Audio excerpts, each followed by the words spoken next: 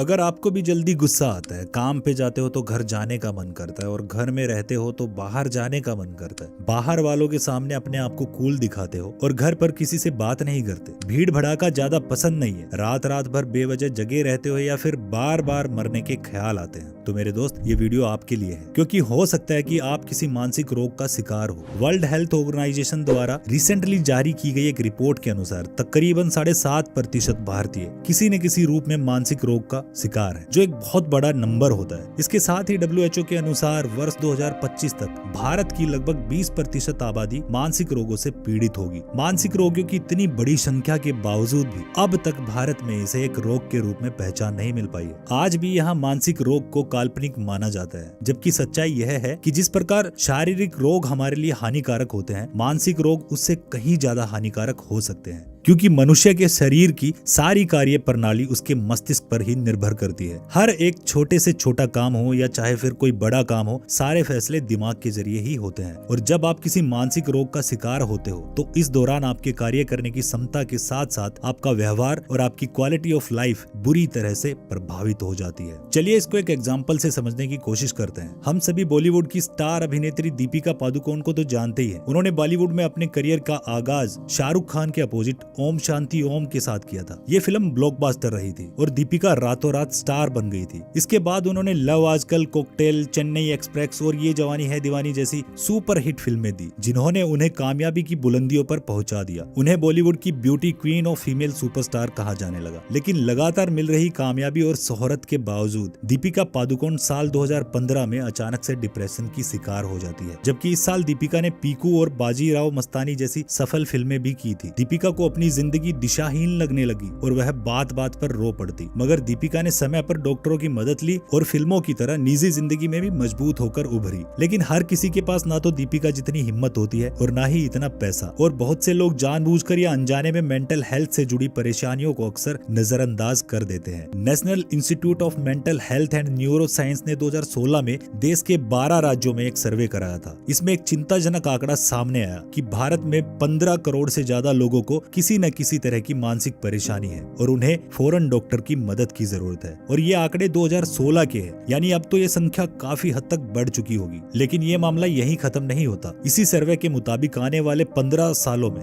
दुनिया भर के मानसिक समस्या से ग्रस्त लोगों का 1/3 संख्या भारत के लोगों की हो सकती है। अब इसकी कई वजह हो सकती है, जैसे पारिवारिक समस्याएं, खराब लाइफस्टाइल, खान पान, क्योंकि एक और स्टडी में ये भी सामने आया है कि अल्ट्रा प्रोसेस्ड फूड से हमारी मानसिक सेहत पर काफी बुरा असर पड़ता है। इसके अलावा डिप्रेसिव इन्वायरमेंट, चाइल्डहुड ट्रॉमा, तनावपूर्ण घटनाएं, जैसे कोई अपनी जॉब के सिलसिले में फैमिली से दूर रह रहा हो या फिर किसी प्रियजन को खोने के कारण भी इंसान के मानसिक हेल्थ तनाव में जा सकती है, या फिर ड्रग्स और अल्कोहल का सेवन भी हमारे डिप्रेशन की वजह बन सकती है। अब ये तो बात हुई कि किन कारणों से हमको मानसिक तनाव हो सकता है। आइए अब नजर डालते हैं इस बात पर कि हमको पता कैसे चलेगा कि हम इस घातक बीमारी से ग्रस्त हैं। कई बार लोगों को एहसास भी नहीं होता कि उनकी मेंटल हेल्थ सही है या नहीं, क्योंकि ये शारीरिक परेशानियों की तरह यह नजर नहीं आती, और फिर लोग अपने परिवार और दोस्तों से इस बारे में बात करने में भी कतराते हैं। डॉक्टर के पास जाने की बात तो छोड़ ही दीजिए। फिर धीरे धीरे ये समस्या बढ़ती जाती है और लोग अपनी जान तक लेने के बारे में सोचने लगते हैं। इसके लक्षण भी अलग अलग हो सकते हैं, जैसे किसी भी काम में मन न लगना, कोई शारीरिक बीमारी न होने के बावजूद भी थकान महसूस होना, या फिर हमेशा नींद आना, ज्यादा सोचना, घबराहट महसूस होना,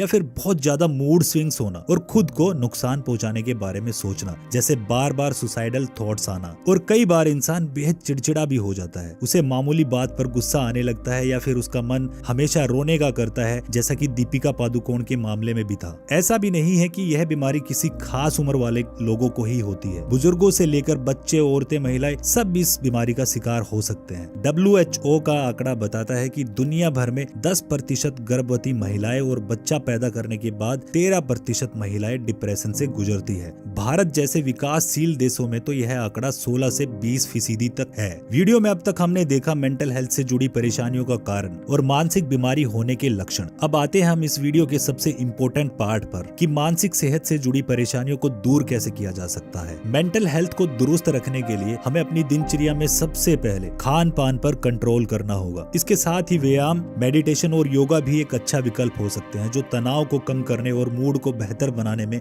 काफी हद तक मदद करते हैं। साथ ही पर्याप्त नींद लेना बेहद जरूरी है और दिमाग को रिलैक्स करने के लिए काम के दौरान बीच बीच में ब्रेक लेना भी आवश्यक होता है। 10 से 15 मिनट का ब्रेक भी आपको रिचार्ज करने में मदद करेगा, जिससे आपका दिमाग फ्रेश महसूस करेगा। और आपको दूसरों से भी जुड़े रहना है। अपने आप को अलग ना समझे और अपनी सोच को हमेशा पॉजिटिव रखे और अल्कोहल, धूम्रपान या ड्रग्स जैसी चीजों से जितना हो सके दूरी बनाए रखे। साथ ही ऐसा कुछ करे जिसमें आपका मन लगे और जिस काम को करने में आपको खुशी मिले। जैसे अगर मैं अपनी बात करूं तो मुझे लिखना बहुत पसंद है, तो पिछले कुछ समय से मैं दिन में कम से कम 1 घंटा अपने लिए निकाल कर लिखता हूँ। कभी कोई कविता, कहानी और कभी अगर मैं किसी अच्छे इंसान से मिला हूँ तो उसकी क्वालिटीज लिखता हूँ, जिनको मैं खुद भी अपने जीवन में उतार सकूं। और जब कुछ नहीं मिले तो जो काम मैं फ्यूचर में करने वाला हूँ वो काम कैसे होगा उसके बारे में लिखता हूँ। इसका एक और फायदा ये भी है कि कई सारी चीजों को दिमाग में रखने से टेंशन हो सकती है और इससे मानसिक स्वास्थ्य धीरे धीरे बिगड़ते जाता है। ऐसे में लेखन की मदद से चीजों को दिमाग से निकालने से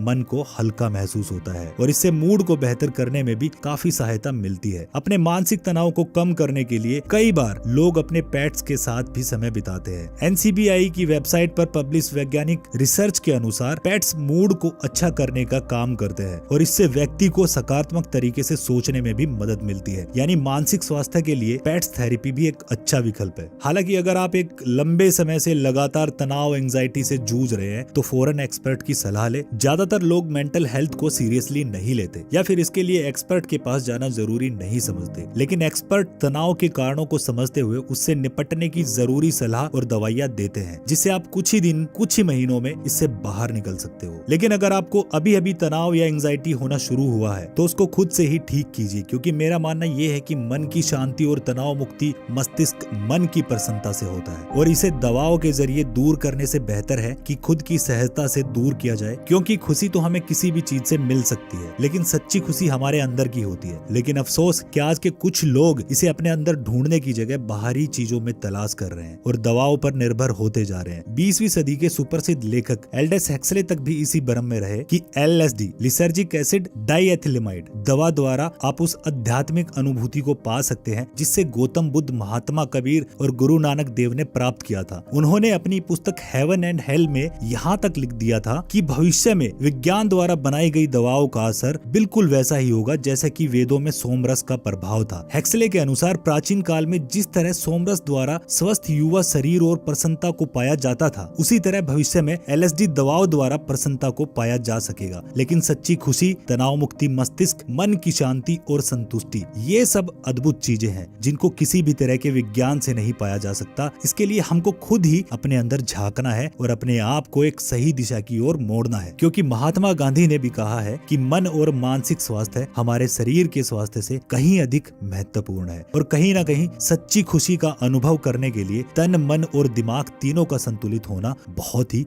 आवश्यक होता है।